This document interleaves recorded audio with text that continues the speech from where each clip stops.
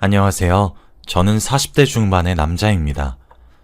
저는 요즘 하루하루가 너무나도 힘이 들고 지칠 때도 많지만 그만큼 행복으로 가득 찬 하루를 보내고 있습니다. 지금도 아이가 울며 불며 잠을 자지 않아 겨우 달래고 새벽에 이렇게 사연을 한번 써내려가 봅니다. 아내는 저보다 1살 어립니다. 그래봤자 둘 다 40대죠. 저랑 아내는 서로 없는 집에 태어나서 정말 아등바등 살아왔습니다. 남들처럼 대단한 직업을 가지지도 않았고 빚도 많고 그런 평범한 사람이었어요. 떵떵거리면서 여유를 부리면서 사는 것은 불가능했지만 입에 풀칠을 하지 못할 정도는 아니었죠. 결혼 기념일이 될 때면 함께 여행 갈 수 있는 딱 그 정도인 형편이었습니다. 사실 아내와 결혼한 지 10년이 넘어갑니다. 연애했던 시절까지 합치면 20년이 다 되어가죠. 저와 아내는 서로가 서로에게 첫사랑이자 끝사랑인 셈이죠. 아내가 절 만나서 연애하던 시절부터 무척이나 고생했어요. 뒷바라지도 많이 해줬고 그래서 참 고맙습니다. 제가 가장 초라하고 가난한 시절에도 저를 있는 힘껏 사랑해준 사람이 제 아내였거든요. 결혼을 해서 가정을 꾸리면서 제가 하던 일도 꽤 잘 풀리게 되었어요. 자연스럽게 여유가 생기게 된 것이죠. 그때 저희는 아이를 가지려고 참 많이 노력했습니다. 그런데 아이를 가지려고 아무리 노력을 해도 아이가 생기질 않더군요. 둘 다 건강검진을 받아봤지만 제 문제가 아니라 아내에게 문제가 있었습니다. 자연임신이 막 불가능한 것은 아니지만 그렇다고 해서 확률이 높진 않다고 하더군요. 오히려 희박하다고 의사 선생님께서 말씀하시더라고요. 아내는 아이를 꼭 가지고 싶다고 했고 우린 그렇게 시험관을 하게 되었습니다. 아시는 분들은 아시겠지만 시험관이라는 건 정말 일방적으로 여자 혼자 고생하는 방법입니다. 스스로 자신의 배에 주사도 찔러야 하고 정말 고통스러운 과정들이 참 많았죠. 아내는 피 한 방울 제대로 쳐다보지 못하는 사람이었지만 몇 년이 지나니 눈 하나 깜짝하지 않고 본인의 배에 스스로 주사를 놓을 수 있게 되더군요. 그렇게 몇 년간 시험관을 도전했습니다. 결과는 단 한 번도 임신에 성공하지 못했어요. 아내는 무너졌고 저는 지쳐갔습니다. 그리고 전 무엇보다 아내의 몸과 마음이 그렇게 망가지고 무너지는 모습을 더 이상 보고 있기가 매우 힘들었습니다. 아내에게 말을 했어요. 아이를 가지지 말자고요. 그냥 우리끼리 재미있게 살고 늙어 죽을 때까지 우리 둘이서만 건강하게 살자고요. 아내는 제게 저런 말들을 처음 들은 날 오열을 했습니다. 아이를 정말 가지고 싶어 했거든요. 그런데 몇 년간의 도전에도 아이는 생기지 않았고 아내도 많이 지쳤었고 그렇게 우리는 아이를 가지지 않기로 결정했습니다. 우리끼리 재미나게 살고 알콩달콩 살자고 평생을 신혼부부처럼 지내자고 약속했어요. 그렇게 한 해, 두 해, 시간은 속절없이 흘렀습니다. 당연히 저희 형편은 더 나아졌어요. 더 여유로워졌고 노후 대비를 더욱 완벽하게 하기 시작했죠. 하루는 아내와 다른 날과 다를 바 없이 함께 손을 잡고 근처에 있는 공원으로 산책을 나갔습니다. 저희 부부가 연애와 결혼한 기간까지 합치면 20년이 다 되어가지만 신혼부부처럼 알콩달콩 살 수 있는 이유는 서로 약속한 것들이 있어서입니다. 주말이면 꼭 외출하기, 이런 약속들이요. 함께 새로운 것들을 하고 좋은 것을 보러 다니고 좋은 것을 먹으러 다니자고 했었거든요. 그리고 저는 그 약속을 매주 지키고 있습니다. 서로 노력하고 존중하는 거죠. 그런데 그날은 다른 날과 확연히 달랐습니다. 아침부터 몸이 안 좋아 보이긴 했었어요. 며칠 전부터 아내가 먹은 것들을 전부 다 개워내고 있었거든요. 속도 메스꺼워하고 무기력해지고 그러면서요. 아침도 몇 숟가락 뜨지 않는 것 같은데 전부 개워내길래 집에서 쉬자고 하니 아내가 괜찮다고, 오히려 머리가 너무 아프고 갑갑해서 좀 걷고 싶다고 말을 하더라고요. 그래서 저는 정말 괜찮은 줄 알았습니다. 걱정스러운 마음에 다른 날보다 더욱 옆에 꼭 붙어서 함께 손을 잡고 산책을 하던 도중이었어요. 아내가 잠깐 비틀거리는 듯 하더니 순간 휘청이기 시작하더라고요. 그리고 바닥에 곤두박질을 치려고 하는 순간 겨우 아내를 잡아챘습니다. 아내는 축 늘어진 상태로 눈을 겨우 깜빡거리며 뜨고 있었어요. 정말 심장이 철렁이고 어떻게 해야 할지를 모르겠더라고요. 다행히 주말이라 공원에 사람들이 많았고 젊은 커플 중 남자 쪽에서 119에 신고를 해서 저와 아내는 구급차로 근처 응급실로 이송될 수 있었습니다. 저도 막상 눈앞에서 아내가 힘없이 축 처지는 것을 보니 문득 커다란 두려움이 느껴지고 많이 불안했어요. 응급실로 실려간 아내에게 의사 선생님이 다가와 증상에 대한 몇 가지 질문을 했습니다. 소변 검사도 받으라고 하고 피 검사도 받으라고 하더군요. 그리고 검사 결과가 나올 때까지 기다렸습니다. 아내는 계속 어지럼증을 호소하고 있었고 저는 어떻게 해야 할지 모르겠더라고요. 그런데 저희에게 믿기 힘든 일이 일어났습니다.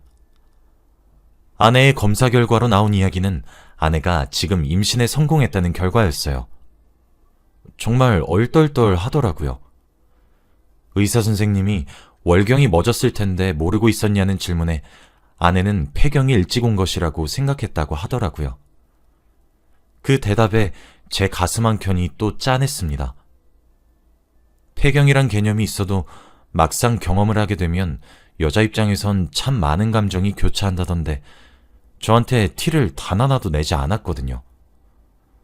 저는 아내와 정말 많은 대화를 하고 저도 아내에 관한 것들은 그 아무리 작고 사소한 것이더라도 속속들이 다 알아내려고 하는 편이었거든요. 내가 정말 무심한 남편이구나 생각이 들었어요. 그리고 저희는 그날 바로 산부인과에 내원을 했습니다. 산부인과에 내원을 해서 여러 검사와 함께 진료를 받았습니다. 임신 8주차라는 소식에 아내는 입을 막고 소리 없이 눈물을 줄줄 쏟더군요. 의사 선생님은 축하한다고 말씀해 주셨고 저는 감사합니다라는 말만 수없이 되뇌었어요. 아내는 지금까지 소극적인 태도는 어디 치워버린지 모르겠지만 매우 적극적으로 여러 질문을 했어요. 자연분만은 가능할지, 나이가 꽤 있는 편인데 어떤 행동을 해야 하고 챙겨 먹어야 할 것은 없는지, 뭐 그런 것들에 대한 질문이었죠. 아내가 쏟아낸 질문에 의사 선생님은 하나씩 답변을 해주고 있었는데 그때 이상한 질문을 하나 하더군요. 원래 임신을 하면 한쪽 가슴에 몽우리 같은 것이 생기냐는 질문이었어요. 의사 선생님이 몇 가지 질문을 하시더니 아무래도 따로 검사를 하셔야 될 것 같다고 말씀하시더군요. 그렇게 저와 아내는 그날 하루 종일 병원 투어를 다니게 되었죠. 혹시 모르니 조직 검사를 해봐야 한다는 의사 선생님의 말에 저희 부부는 깜짝 놀랐습니다. 그렇게 조직 검사를 했고 결과가 나올 때까지 가슴을 졸여야 했죠. 며칠이 지나 검사 결과가 나왔는데 아내가 유방암에 걸렸다고 하더군요. 심지어 2기라는 결과였어요. 병원에서 저희에게 항암 치료를 권유했고 항암 치료를 하기 위해서는 임신을 종결시켜야 한다고 하더군요. 당연히 저는 얼굴조차 보지 못한 아이보다 제 아내가 훨씬 더 소중하고 중요했기에 임신을 종결시키고 바로 항암 치료에 들어가자고 했습니다. 그런데 아내가 잠시 생각할 시간을 가지자고 하더군요. 저는 그게 무슨 소리냐고 화를 버럭 냈습니다. 아내는 산부인과와 상의해서 결정하고 싶다고 했고 저희는 또 산부인과로 갔어요. 의사 선생님께서 말하시길 저희에게 선택지가 2개 있다고 하더군요. 하나는 임신을 종결시키고 바로 항암 치료에 들어가는 것이었습니다. 아무래도 암 중에서 그나마 생존율이 높고 완치율이 높은 것이 유방암이라고 하시더군요. 2기여도 괜찮다고 하셨죠. 2번째 방법은 임신을 유지하는 방법이었습니다. 임신을 유지하면서도 항암 치료를 병행할 수 있다고 하시더군요.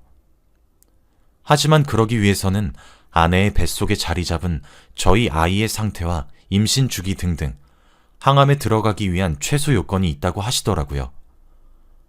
그래서 임신을 유지하기 위해서는 아내가 치료를 받지 않은 채로 주술을 최대한 끌고 끌어서 태아가 버틸 수 있을 만큼 자랄 때까지 기다려야 되는 방법뿐이었습니다. 하지만 그렇게 주술을 끌다가 유방암이 지금 2기인데 여기서 종양이 더 커지지 않을 수도 있고, 또는 종양이 더 커지고 진행 속도가 빨라 몸 상태가 더욱 나빠질 수 있다고 하시더군요. 어떤 방법이 좋겠냐고 여쭤보니 이 부분은 부부끼리 상의해서 결정을 지으시라고 하셨어요. 저희 부부는 생전 큰소리 한 번 내지 않고 싸움도 잘 하지 않는 편인데 그날 밤 정말 많은 대화가 오고 갔습니다. 당연히 저는 아이가 뭐가 중요하냐, 당신 몸이 더 중요하다, 인연이 아니었던 걸로 생각하고 임신을 종결하고 항암 치료에 집중하자고 아내를 설득했어요. 아내는 그럴 수 없다는 태도를 유지했죠. 어떻게 얻은 아이인지 알지 않느냐. 이제 우린 아이도 찰대로 찾고 나에게 언제 폐경이 찾아올지 모른다. 여자한테 폐경이 온다는 이야기가 무슨 뜻인지 잘 알지 않느냐. 그땐 임신 자체가 불가능해진다. 어쩌면 우리에게 찾아온 마지막 기회일지도 모르는데 난 이렇게 힘들게 우리를 찾아온 아이를 포기하고 싶지 않다. 저와 아내는 썰전을 벌였고 저는 갑갑한 마음에 아내한테 소리를 치기도 했어요. 지금 아이가 중요한 문제가 아니지 않느냐고, 당신은 지금 암에 걸렸다고 하면서요. 하지만 아내의 태도는 무척이나 강경했고 도무지 설득될 기미가 보이지 않았습니다. 무조건 낳을 것이고 아이를 포기하지 않겠다는 의지가 돋보이더군요. 아내는 자신의 배를 부여잡고 눈물 어린 모습으로 제게 호소했습니다. 아이를 포기하면 자신이 어떻게 다시 살아가겠냐고요. 어쩔 수 없는 경우로 인해 잃는 것이 아니라 임신 종결을 선언하는 것은 자신이 아이를 직접 포기하고 버린 것이라고, 자신은 그러고 싶지 않다고 엉엉 울면서 이야기를 하는데 저라고 마음이 왜 안 아프겠습니까? 저도 아내만큼 아이가 반가웠고 대견했고 많은 감정이 오갔습니다. 하지만 혹시라도 아내가 잘못될 수도 있다는 생각을 잠시라도 떠올리면 정말 미쳐버릴 것 같더군요. 하지만 제 설득과 호소에도 아내는 강경한 태도를 유지했고 결국 아내는 임신 유지를 선택했습니다. 산부인과에서도 괜찮다고 산모와 아이 둘 다 지켜보자고 하셨죠. 아내는 임신을 유지하기 위해 더욱 잘 챙겨 먹었고 더욱 잘 지내려고 노력했습니다. 저는 아내 옆에서 필요한 것을 챙겨주기도 하는 등 아내를 살뜰히 챙기면서 하늘에다 기도를 드렸어요. 제발 아내의 암이 더욱 심해지지 말게 해달라고요. 하지만 하늘도 무심하시지 아내의 몸에 자리 잡은 종양은 날이 갈수록 커졌고 결국 유방암 3기를 진단받게 되었습니다. 하늘이 무너지는 기분이 새삼 어떤 느낌인지 뼈저리게 느껴지더군요. 그 시기에 아내는 성공적으로 임신 주차를 끌어서 항암 치료에 임할 수 있는 조건도 충족했어요. 그런데 아내는 저와 사전에 약속했던 것과 다르게 항암 치료를 거부하려고 하더군요. 사람이 딱 미쳐버릴 것 같았어요. 아내는 힘들게 온 아이에게 항암 치료가 어떤 부작용을 가져다 줄지, 아이에게 어떤 영향을 끼치게 될지, 그리고 끼치는 영향들이 절대적으로 좋은 영향이 아닐 것이란 것을 뻔히 아는데 힘들게 찾아온 저희 아이를 그렇게 태어나게 할 수 없다고 항암 치료를 거부하기 시작했어요. 처가 떼기고 저희 집이고 난리가 났죠. 지금 며느리이자 딸내미인 제 아내가 목숨을 맞바꿔서 아이를 출산하겠다는데 어느 부모가 나서지 않겠습니까? 온 가족이 나서서 아내를 설득했고 의사 선생님도 설득했어요. 하지만 아내는 주장을 굽히지 않았죠. 하루하루 말라가는 아내를 보면서 저는 호소했습니다. 그래도 아내는 강경했어요. 그래서 전 방법을 바꿨습니다. 여보, 그래, 당신이 당신의 목숨과 맞바꿔서 아이를 출산한다고 하자. 그래, 출산 이후에 항암에 임한다고 하자. 당신 생존율이 우스워? 유방암이 다른 암보다 치료할 수 있는 방법이 의학이 발전해서 더 좋아져서 높을 뿐이지 유방암도 암이야. 당신 나한테 어떻게 이렇게 잔인해? 왜 이렇게 이기적으로 굴어? 의사 선생님이 임신 중에 유방암에 걸려도 항암 치료가 가능하다고 하잖아. 그런 경우도 많다고 하잖아. 왜 이렇게 멋대로 구냔 말이야. 그렇게 목숨 맞바꿔서 애를 낳고 당신은 그럼 어떻게 할 거야? 출산 이후에 당신 유방암 손을 쓸 수도 없는 상태가 돼버릴 경우는 생각도 안 해? 의사 선생님이 그러시잖아. 당신 암 진행 속도 빨라도 너무 빠르다고. 당신은 그렇게 고생해서 낳은 우리 자식 엄마 없는 애로 기를 거야? 그럴 거냐고. 아내는 제 말에 상처받은 듯한 표정을 지으며 눈물만 삼키더군요. 빨리 결정해. 그리고 이건 선택하라는 뜻이 아니고 항암 치료를 받으라고 강요하는 거야. 알았지? 나는 당신 목숨 잡아먹고 태어날 자식이라면 반갑지 않아. 그럴 바엔 태어나지 않았으면 좋겠어. 그리고 그렇게 태어난 아이가 아무리 내 핏줄이라고 해도 당신 없이 키워야 한다면 난 올고지 그대로 아이를 사랑해줄 자신? 하나도 없어. 그러니 항암 치료 받아. 이건 내 마지막 경고이고 부탁이야. 아내는 어떻게 우리 아이에 대해 그렇게 말을 할 수가 있냐며 상처받은 눈으로 절 쳐다봤지만 저 또한 더 이상 물러나지 않았습니다. 당신 어리광 피우지 마. 지금 당신이 하고 있는 이딴 말 같지도 않은 이기적인 태도가 우리 아이한테 더 나빠. 알아? 그리고 막말로 그렇게 힘들게 온 아이라며.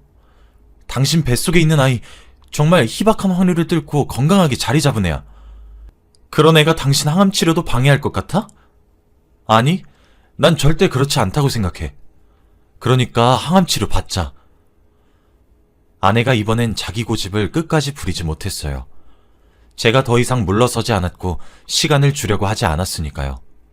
그렇게 아내는 임신 중반기에 들게 된 시점에서 항암 치료를 병행하기 시작했고 아내에게 자리 잡은 암은 아내를 향한 공격성도 꽤 거세였기 때문에 방사선 치료도 불가피했습니다. 그럴수록 아내는 점점 불안해졌고 그 모든 것들은 아내의 임신에 영향을 끼쳤죠.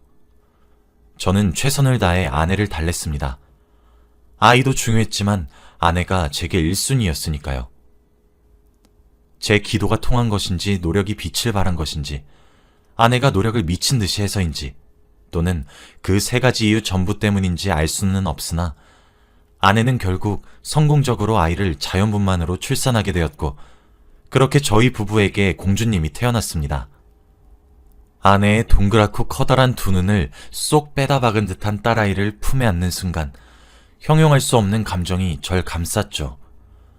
고생만 한 아내가 너무 가여웠고 안쓰러웠으며 그와 동시에 존경스럽고 대견했습니다.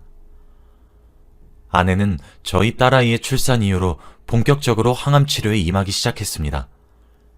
다행히도 임신 기간에 저희에게 찾아온 불행들은 신의 장난이었던 것이었나 보더라고요. 장난쳤던 신들이 미안했던 모양인지 아내의 유방암은 아주 성공적으로 완치가 되었습니다. 아내는 임신과 출산, 그리고 항암 치료를 겪으면서 몸이 많이 쇠약해졌어요. 아이를 돌보는 일도 그래서 전적으로 제가 도맡아 하고 있어요. 아내는 그 기간들이 힘들어졌는지 체력도 많이 저하되었고 잠도 많아졌죠. 새벽에 딸아이가 잠을 설쳐 울음을 터뜨리면 제가 일어나서 딸아이를 달랩니다. 아내는 제가 일을 하러 출근하고 나면 고생을 할 테니까요. 아무리 도우미랑 시터를 고용해도 아내가 받을 수 있는 고통은 있으니까요. 그렇게 새벽에 깨서 딸아이를 겨우 달래고 다시 누우려고 하면 아내가 곤히 자고 있는 얼굴이 보입니다. 어느새 주름도 하나둘 생겨서 젊었던 시절보다 나이든 제 아내이지만 얼마나 예쁜지 모릅니다.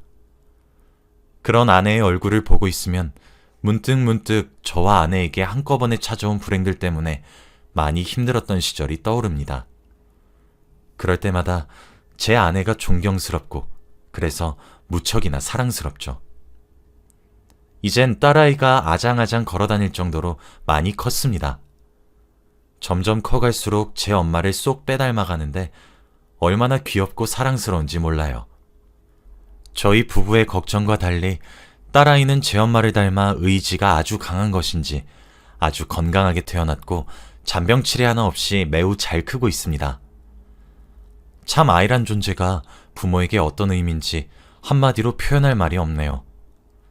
정말 목숨을 걸 수 있고 맞바꿀 수 있는 그런 존재가 있고 그 아이를 제가 하나하나 돌보고 있는 이 일상이 무척이나 고되고 힘들기도 합니다.